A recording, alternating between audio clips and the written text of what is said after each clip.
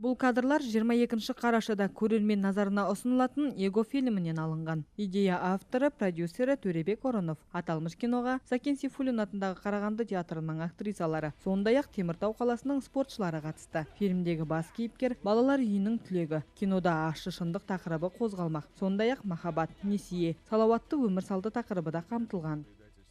Қазір 2 күннен кейін Құдай қаласа фильм деген Эго шығады бізге жарыққа.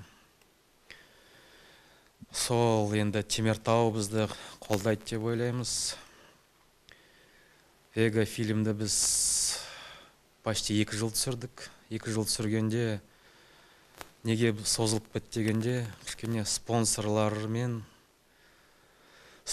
бізге көмектесіп жүріп, кішкене сол спонсорлармен созылып кетті енді. Фильм түсіру оңай емес.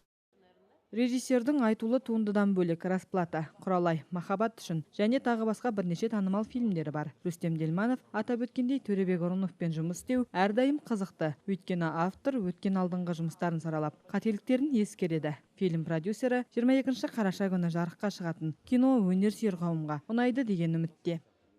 Фильміміз бізде бір жұма болады. Бір жұмада 2 күн болады. Күндізгі, кешкі сеанстар болады. Сол енді бізге мектептер, студенттер бәрі бізге қолдау көрсетіп жатыр, келіп поддержка жасайды. Бізге олар поддержка жасаса, қаражат болады. Қаражат болса, ары қарай біз фильмдер түсіре береміз, тоқтамай. Толық метражды фильмді түсіруге 2 жылға жуық уақыт жұмсалған. Бүгінде еліміздің 8 қаласында көрермен назарына ұсынылып үлгерді. Ал теміртаулықтар айтулы туындыны Комсомольск кинотеатрында тамашалай алады. Для нас большая честь, что показ фильма «Эго» пройдет именно в нашем кинотеатре «Комсомолец». Біз үшін айтулы фильмнің дәл Комсомольск кинотеатрында көрермен назарына ұсынылатыны үлкен мәртебе. Қаламызда осындай шығармашылық адамдардың бар екеніне қуаныштымыз. Ал Теміртаудың өнер және мәдениет саласына дамытуға үлес қосып жатқандығы тіпті қуантады.